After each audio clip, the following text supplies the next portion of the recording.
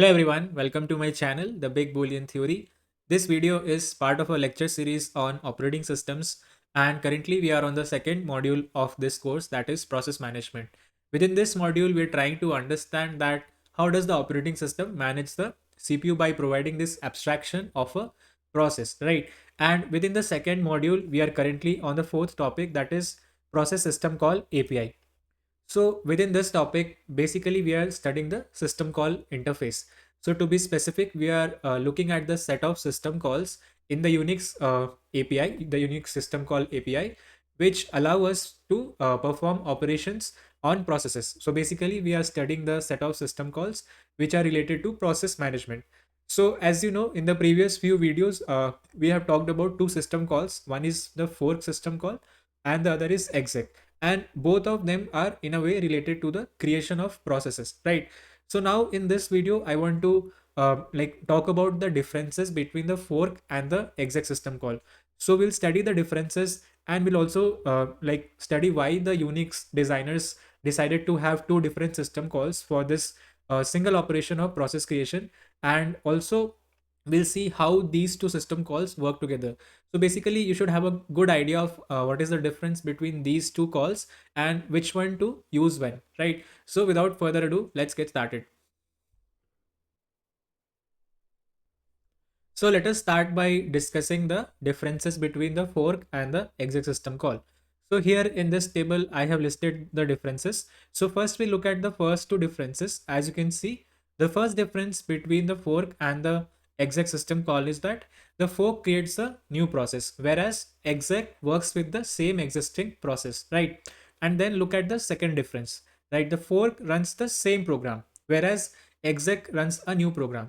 So basically, the fork, as you know, it works by making a copy or a duplicate of the original process, but the program that is executed by fork is the same as the one of the parent process. So basically, fork is like new process, but the same program.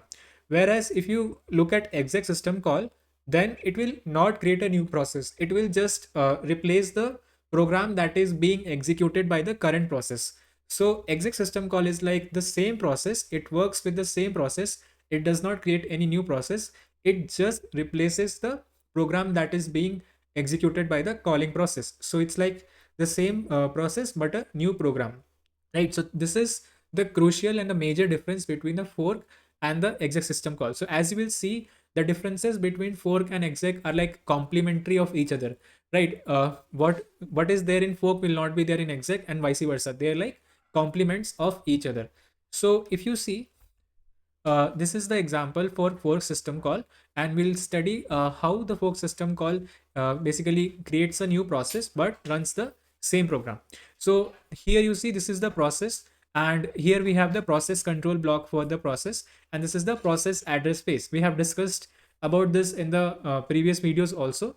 So the idea is that the process control block contains all of the information that is necessary to describe the process, right? And it basically is used to represent the process. For every process in the computer system, the operating system has a process control block. And another crucial part that is related to the process is the process address space. All of the code and the data for the process is organized in the process address space. So this is basically how the memory looks like to the process. So now, as we know, the fork creates a new process but runs the same program. So just let's see how it looks like. So as we know, when the fork system call will be executed, this process basically, the fork will create a duplicate of this process. It will clone this process. So everything will be copied. All of the contents of the process control block, the process address space, everything will be copied. And hence you can see that this new process has everything that is, it is almost an exact copy of the original process, except for a few pieces of information like the process ID and stuff. Few things, few minor things are different, but as essentially the new process is a copy of the original process. As you can see, it is executing the same piece of code. It has the same data, right? Everything is the same. So fork creates a new process, but the program that is being executed, the instructions that are being executed, and the data that is being processed, everything remains the same. Whereas if you look at the exec system call, then it does not create any new process. So as we see, when exec system call is invoked, this the process which is invoking the exec call remains there. It's just that the program that is being executed, that will get replaced by a new program. So as you can see, there is some binary file, basically a program, a bundle of instructions and data residing on the disk. And when the exec system call is made, then this new file, the contents of the new file, are used to replace the code and data in the process address space. Also, as we discussed in the previous video, the uh, contents of the heap and the stack, these memory sections, are reinitialized to start execution for a new program, right? So basically, as you can see, the exec system call works with the same process. It does not create any new process. It just executes a new program. So this is the basic difference, the crucial difference between the fork and the exec system call. I will illustrate the same with another diagram. So this is the flow diagram that we have seen. As you can see, when this is a process, let's say process A, and it has the fork system call. When we invoke the fork system call, the control is transferred to the fork routine inside the operating system. And when the fork executes, it creates a copy of the calling process. So process B is the new process that is created. So you can see initially we had process A, and then we had process B, which was created by duplicating the contents of process A. So there are two processes executing the same program. So fork creates a new process but runs the same program. Again, for exec, let's see the flow diagram. So for exec, this is a process. Let's take an example. This is the exec call, and when we invoke the exec call, we pass two arguments. One is the name of the program file, basically the binary file that we want to execute, and then the list of arguments that have to be supplied to the new program, right? And so basically, the what the exec routine will do, it will look in the disk for this file, right? This program file, it will look, and once it finds it, it will use the contents of this file to replace the program that is being executed here. So this program will be replaced. As you can see, we have read the code and data from this file and used it to replace the program that was being executed. So no new program, basically no new process was created. We still have the same process A, right? As you can see, there is no new process B. We still have the process A. It's just that the program that was being executed, initially it was something else, and then a new program started execution. So this is the idea behind exec. Exec uses the same process but runs a new program, right? So the final point that I want to talk about is that the fork is the only system call in Linux that is used to create a new process. So till now we have been discussing about process creation. So fork and exec, if you see, exec does not create a new process. It just executes a new program. So if anyone asks you then that which is the system call to create a new process, then it's only the fork system call, right? So the bottom line is that the fork is the only system call that allows us to create a new process. So now let us look at the other two differences that exist between the fork and the exec system call. So now let's talk about the return value. So as we know that fork returns both in the parent and the child process. So when a fork call is successful, it will return in both the process, the parent as well as the child. Whereas the exec does not return. When it is successful, it does not return to the calling process, right? So we cannot say calling process, it does not return to the calling program, right? So let's see the differences between the returning of fork and exec. So this is the flow diagram of the fork system call. You can see we have process A. Process A invokes the fork system call. Then the control is transferred to the fork routine inside the operating system. And this is basically when the fork routine has been executed, it creates the new process, that is process B, by duplicating the parent process, which is process A. So now when the time comes to return, right? So when we are returning from the fork routine, we will return in both the processes. We'll return in the parent process as well. Will also return in the child process. So returning into the parent process is kind of obvious here because process A was the one which invoked the fork system call. So when the fork routine is finished, we obviously want to return to the next statement, that is after the fork system call in process A. Whereas in process B, here also we return because we have to start executing the new process, and we have already discussed why the new process starts by executing by returning from fork. You can see the process B, it is starting its execution by returning from fork instead of starting from main, because if we basically start from main, then this process B will again execute the fork system call, which will again create a new process. That new process will again start from main, and that will again invoke the fork. So you see there will be a infinite chain of like new processes will be created infinitely. That is something we do not want. So the new process that is created, that does not start its execution from the main. It starts executing by returning from the fork, right? So the bottom line here is that when the fork routine returns, it will return both in the parent process as well as in the child process. So it returns twice. And if you talk about the exec system call, so exec system call will not return to the calling program. So it will obviously return to the same process. So let's see what I'm trying to say here. So this is process A, right? This is process A, and this is the program that is being executed. This is a piece of code, which is I have shown in blue color, right? And there is the exec system call. So when the exec system call is invoked, right, we pass the file name and the arguments. Then the exec routine searches for this file and uses this file to load the new code and data. So once this new code and data is loaded, once the new program is loaded, so now the old program is replaced. That does not exist anymore. We still have the same process, but we are not concerned about the process. When we are the process is a running program, right? So when we talk about a process, the thing that we are concerned is the execution of the program. So what has happened here is that the old program has been replaced by the new one. So the point is that there is no way, there is no place to return to, right? So here exec system call was invoked, but now this program altogether has been replaced. There is no place to return to, and it does not make any sense because the new program is not there, right? So when the exec system call is successful, the basically the old program will be replaced by a new program. The new program will start executing from the main function, and it might be the case that there is no exec system call in this new program. So the point that I'm trying to say is that the exec system call is only present in the calling process, the calling program, and it is replaced by the exec. And when the exec is successful, we have a new program. So the exec system call does not return when we have a successful invocation, right? So this was about the returning between the fork and the exec.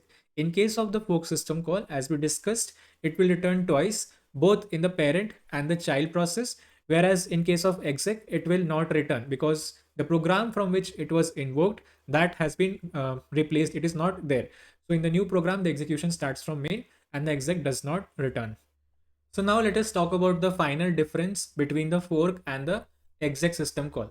So the final difference talks about the point from which the execution is started. So in the case of the fork system call, we are talking about the child process. The child process starts its execution after returning from fork. It starts its execution from the statement which just follows the fork system call, right? So this was about the fork. And in case of exec, the new program, right? The new program starts its execution right from the beginning of the main function. So let's see how this looks like. So as you can see, here we have process A, and it is the parent process. It invokes the fork system call. When it does that, the control is transferred to a routine inside the operating system. So when this fork routine is executed, process B, which is the child process, is created by duplicating the parent process. And when the fork routine returns, as we discussed, it will return twice, once in the parent and once in the child. So here we are interested in the child process, process B. So as you can see, the process B is starting its execution as if it is returning from fork, as if it was the process which had called fork, but that is not the case. Fork was invoked by process A, the parent process, right?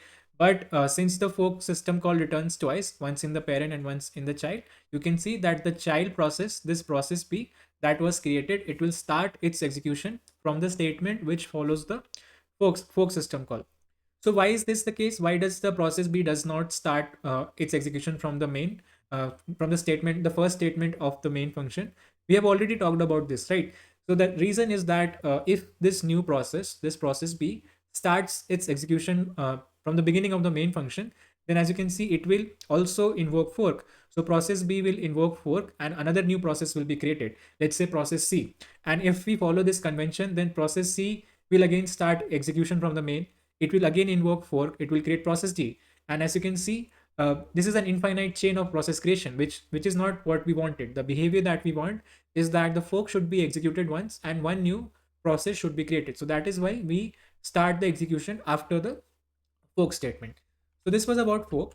And if we talk about the exec system call, So in the exec system call, the new program will start its execution from the starting of the main function. So as you can see, this is the process A, which will invoke the exec system call. It passes the arguments file name and the list of arguments. So in the exec system call, the basically this routine searches for this file on the disk and loads the contents, the instructions and the data in this program file that we supplied to replace the currently executing program. So this file will be loaded into this process, and this a new program will start its execution.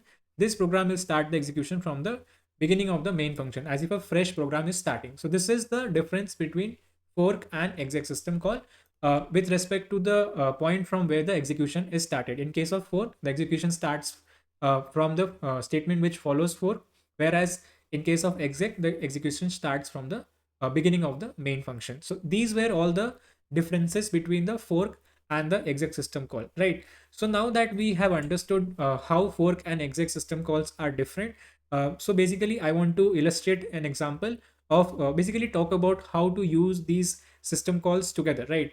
So you can see fork and exec system calls are kind of complementary of each other, and there is a reason for that. We'll see now how together they work properly. So let's understand how to use fork and exec system call together. So now let us understand how can we use the fork and the exec system call together, and why should we use them together. First of all, let's understand that. So let's start with an example. So this is we have a single process here. As you can see, this is process one, and let's assume that it is running a program A, right? So process and program are two different concepts. Program is the binary file, the instructions and data that are part of the binary file that we are executing, and process is kind of the activity that is going on, right? So this is process one, which is executing program A. So let's assume that we invoked a fork system call, and after the invocation of the fork system call, we now have two processes. Process one invoked fork, so process two was created. But as we know, uh, both the processes will be running the same program. Although there are two different processes, they will be running the same copies of the running copies of the same program, right? Now let's assume that process 2 again invokes fork and does the same thing to create process 3. Now we have three different processes all running the same program, right? So this is how fork works in a computer system. So as you can see, the problem with this is that if we only have the fork system call, then what we'll have is that there will, although new processes will be created, but all of them will be executing the same program. We do not have a way to execute a new program if we only use the fork system call. So as you might have guessed, this is where the exec system call is useful. It helps us to basically execute new programs. So let's take an example, that is process 4 is there, and process 4 is again executing program A. Let's assume that it invokes the exec system call. So what will happen? Within the same process, the program will change, right? After the exec system call, a new program will be executed, and let's assume that this is program B, right? So now here you can see no new process was created. In contrast to fork, no new process was created. Within the same process, we are executing a different program, that is program B. Now let's assume again the process 4 makes the exec system call. So what will happen? Again the program will change.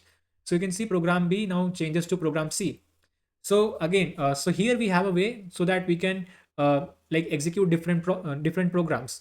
But again, if we just have exec in a computer system, again we have a problem. We will not be able to create new processes. We'll have to keep replacing the programs that is being executed by the current process. We want both the capabilities. That is, we want the capability to create a new process. Also, we want the capability to execute new programs. It's not just sufficient to like create a new process or execute a new program. We want both of them to like we want both the capabilities. So that is where it is useful to use fork and exec together. So let's see an example of how these two system calls come together and allow us to create new processes and new execute new programs. So that is the ultimate goal. We would like to have a new process which will be executing a new piece of code, right? We do not want to keep executing the same piece of code or the same replace the code in the same process, right?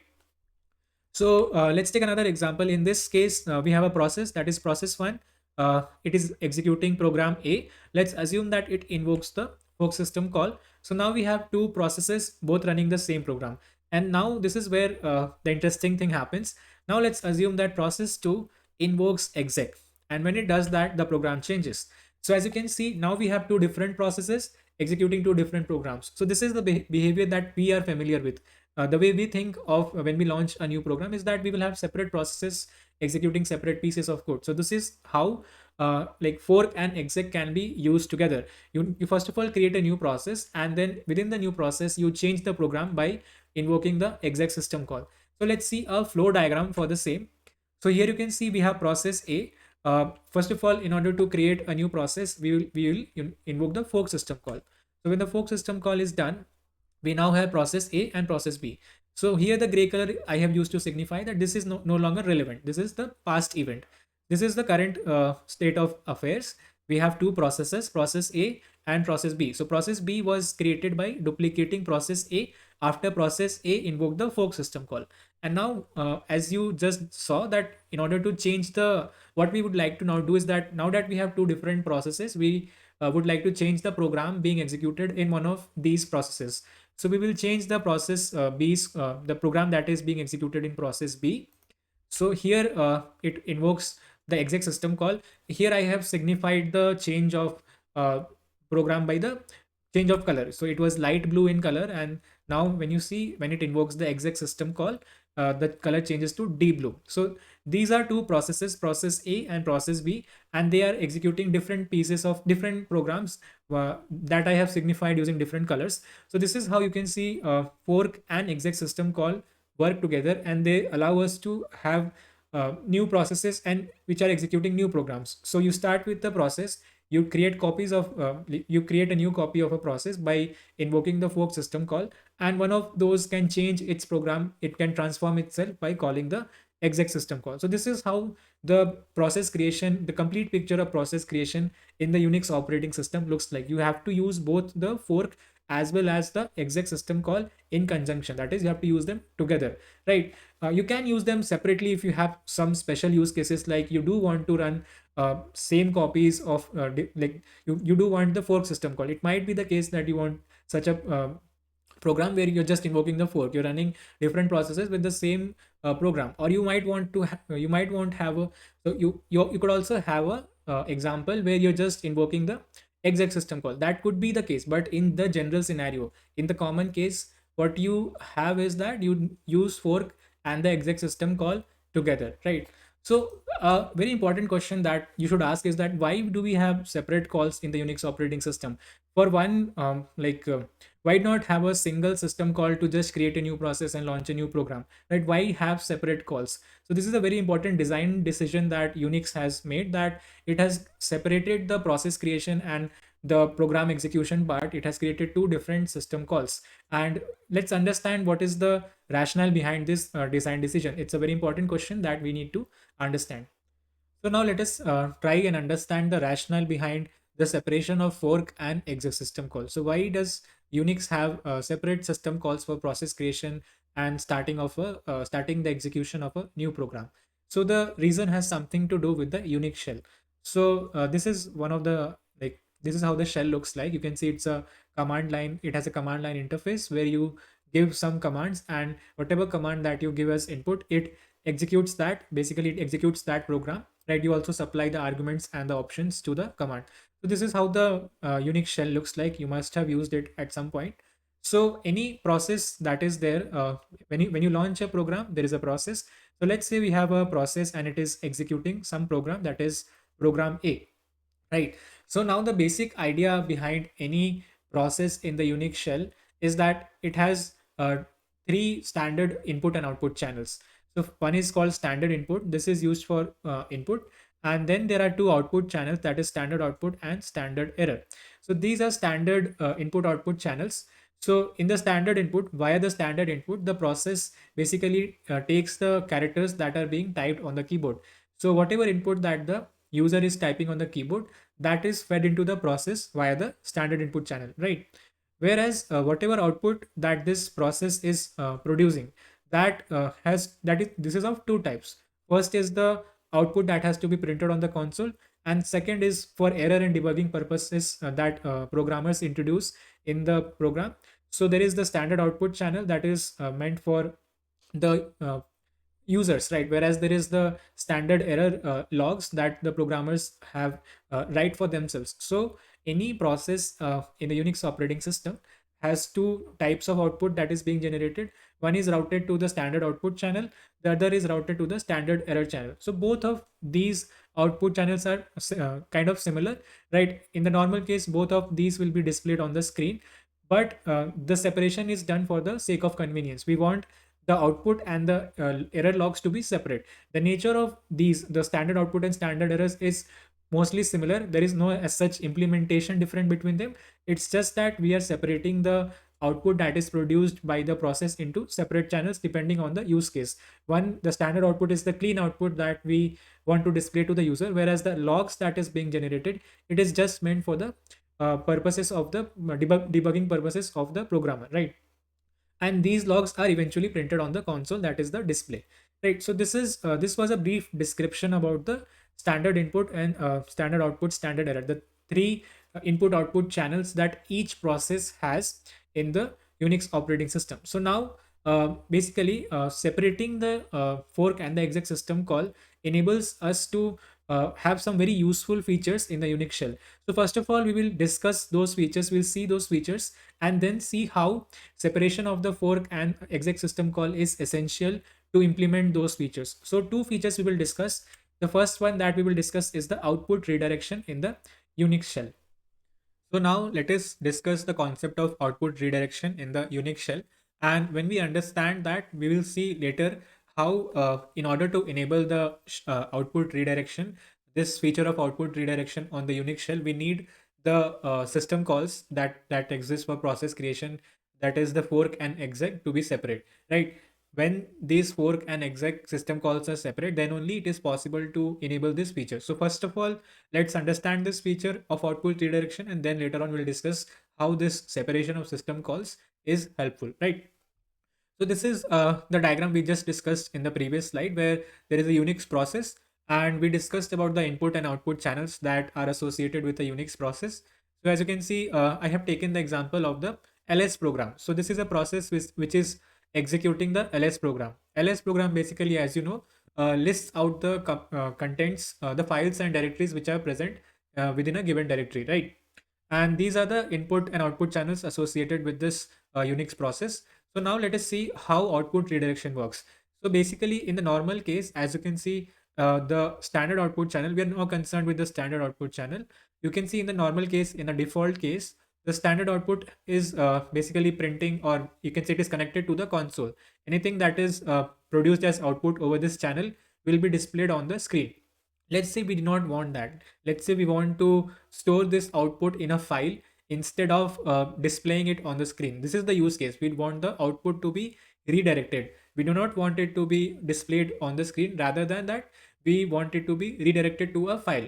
And the reason could be anything, right? We want the output to be stored in a file so that later on we can reference that, because on the screen it is kind of temporary. If you close the shell, or if you enter more commands, that output will disappear. For the sake of persistent storage or later use, there are times when you want to store the output of a program on a file. So in this case, output redirection is a very useful feature. So let us see how this works. So the way it works is that now, like with the ls command, rather than just giving the ls command, you also use this redirection operator. So this operator, that is, you can say this is the greater than operator. This is used to specify that we want the output of the ls program to be redirected to a file, and then you give the path to that file. So as you can see, what happens here is that now the standard output channel, you can see it has been rewired. Like by default it is connected to the console, so that the output is displayed on the screen. But now you see, when you enter the command something like this, then what the Unix shell does internally is that it rewires the output channel to the file. So now whatever output this program will produce, that will be stored persistently in this file. So let us see a demo to understand this more properly. So here we have the Unix shell, and I have a file called foo.txt, right? So the foo.txt, as you can see, currently it is empty, and this is the directory I'm working with. So first of all, I will list out the contents of this directory.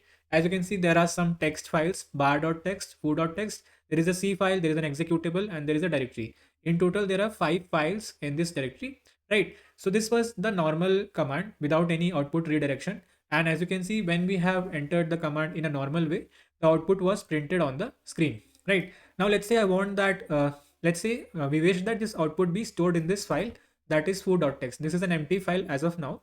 So let me use the output redirection operator, and when I use that, you will see that the output will be stored in the file. So ls, and then use the output redirection operator. This is kind of an arrow which is saying that now the output should go to foo.txt. And if I hit enter, you can see immediately the like the list of files and directories which are present in this directory has been stored in this foo.txt file. So you can see how the output redirection works, and it is kind of a very useful feature. So this is one of the features. The next feature that we would talk about within the Unix shell is that of pipes. Again, just like output redirection, to enable this feature of pipes, we need the system calls to be separate. So before like discussing, first of all, let's understand this feature of pipes in Unix, and later on we'll discuss how the separation of the system calls, that is fork and exec, allows us to enable this useful feature. So now let us discuss the feature of the pipes.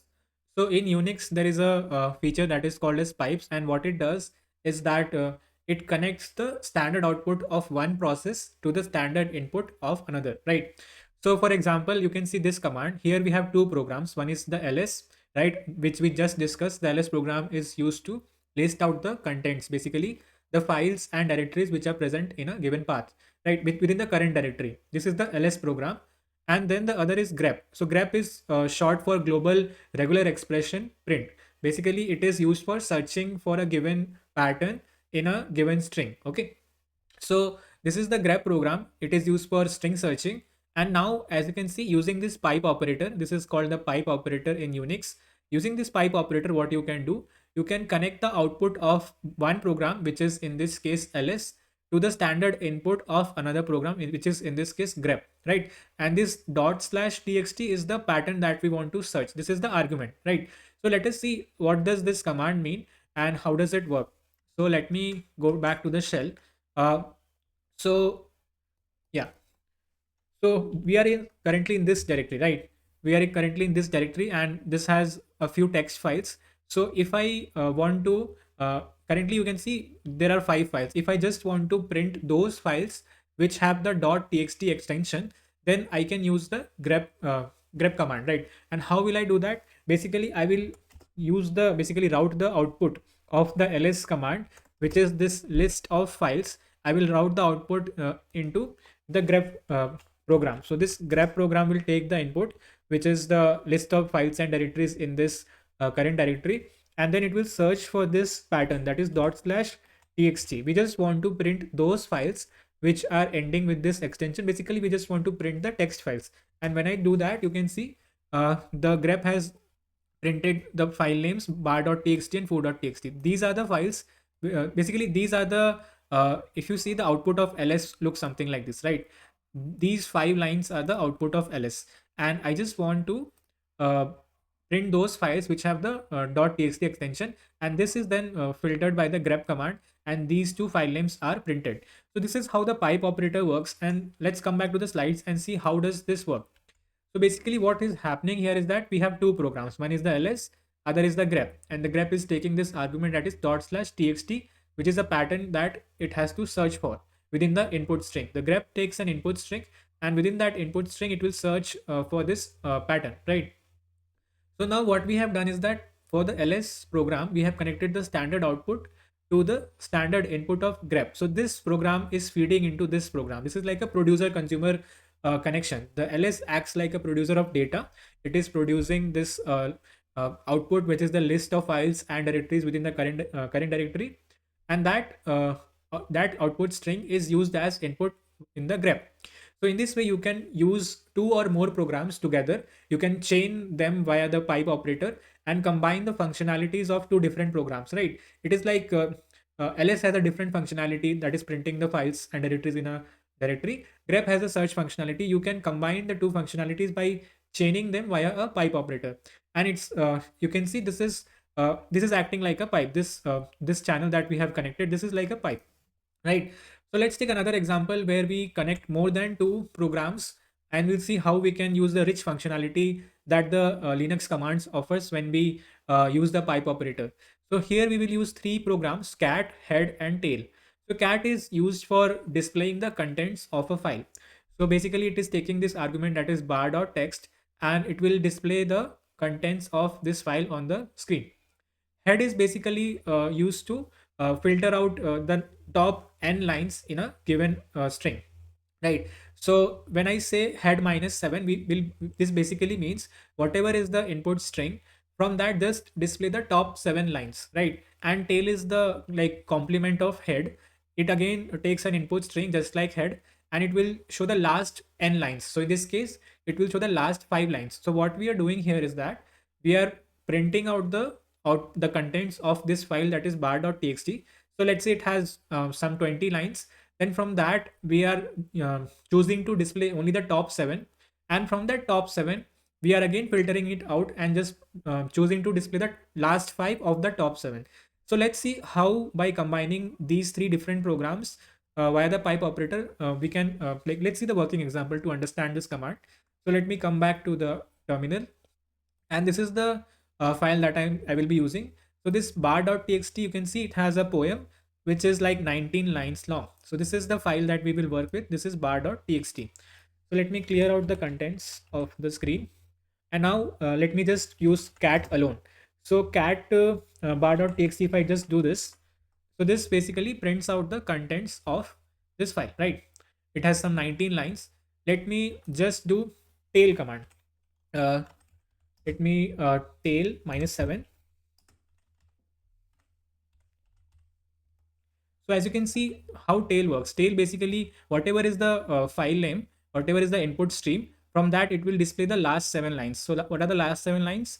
The last 7 lines are start from 13 to 19, right? You can see the echoes till the belonging. And let me also show you head command.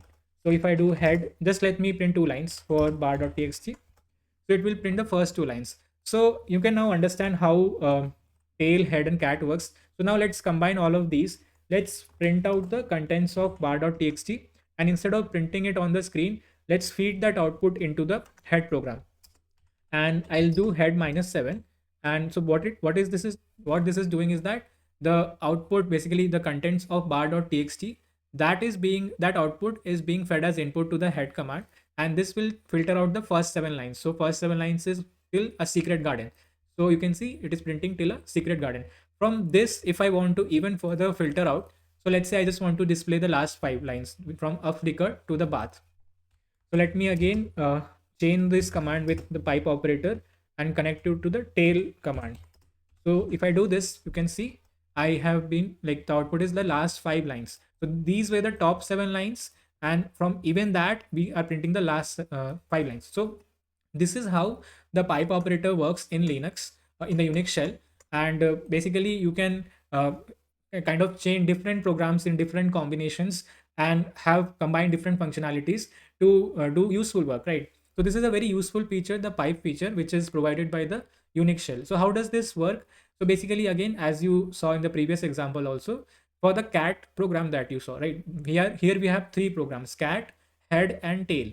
So the standard output of cat is connected to the head, and the standard output of head is connected to the tail, right? So this is how this basically we are chaining the three programs together and they are working. So now just to clarify, what is the difference between output redirection and pipes? In case of output redirection, we are connecting the standard output to a file, right? In case of pipes, we are connecting the standard output of two processes, yeah, right? There it was about processes and files. Here it is about processes, like multiple processes. It is process communication. So this is how the output redirection and pipes are different. So now that we have understood these two features and seen how they work, let's now understand how are these features implemented. Basically, now it will help us to understand that why Unix has two different system calls and why they are separated. Why fork and exec are separate system calls. Let's understand that. So now let us understand how does the Unix shell enable these useful features that we just talked about, that is output redirection and pipes, right? So to understand, let's revisit how fork and exec system call works in the context of the Unix shell. So as you know, the Unix shell is just a normal program, right? It is a normal program, and the operating system launches it for you, right? So let's see this example. Here we have a process that is running the Unix shell program, right? As I said, it's a normal user application. It's just that it's part of the user interface. So what does the Unix shell do when you enter a command? Whenever you enter a command, that command that you're entering is basically again a program in itself. It's a binary file, right? So the Unix shell basically, first of all, folks calls the fork system call to create two copies, right? So after this, as you can see, this Unix shell call the fork, then it returned. So now we have two copies, right? When we call fork, the child process is created by the operating system as a parent, as a copy of the parent process. So now this is how the situation looks like. So now we have two different copies, basically two different processes. Both of them are running the shell program. And let's see how does the new program that you have entered as a command works. Basically, whatever command that you have given as input, that will now be used to replace the shell program in one of these processes, right? Here is the exec system call coming into the picture. So let's see how that works. So let's say the command that you had entered was the cat command. So cat command is a program. It is a binary file somewhere residing on the disk. So what the operating system does is that it will locate that cat binary and use that binary to replace the program in one of the processes. So now this is these two processes represent the current state of affairs. So there are now two processes. One is the Unix shell, right? This is the parent process, and the child process is now executing the cat program, right? So this is how, using the fork and exec system call, we have learned this previously also, we can create a new process, and then we can also basically execute a new program. A new process was created by fork, a new program was executed by exec. So now let's understand how does the Unix shell implement those features.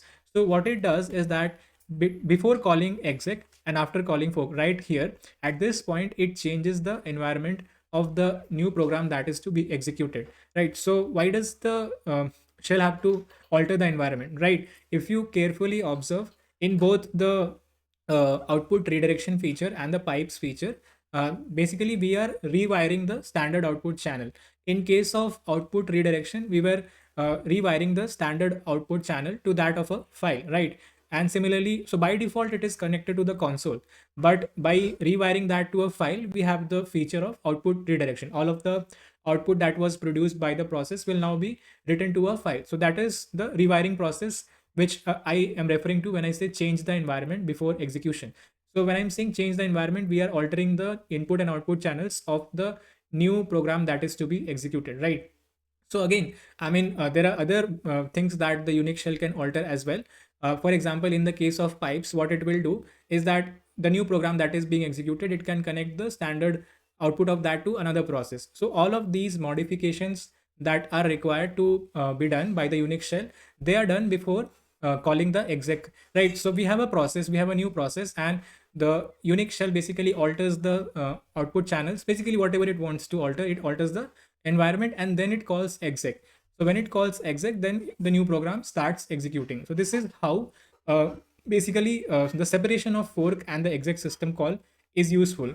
After the fork system call has been executed, the new process is there, and before the new program is about to begin, right before the new program will start execution, the environment for that new program can be altered by the Unix shell in different ways to enable these useful features.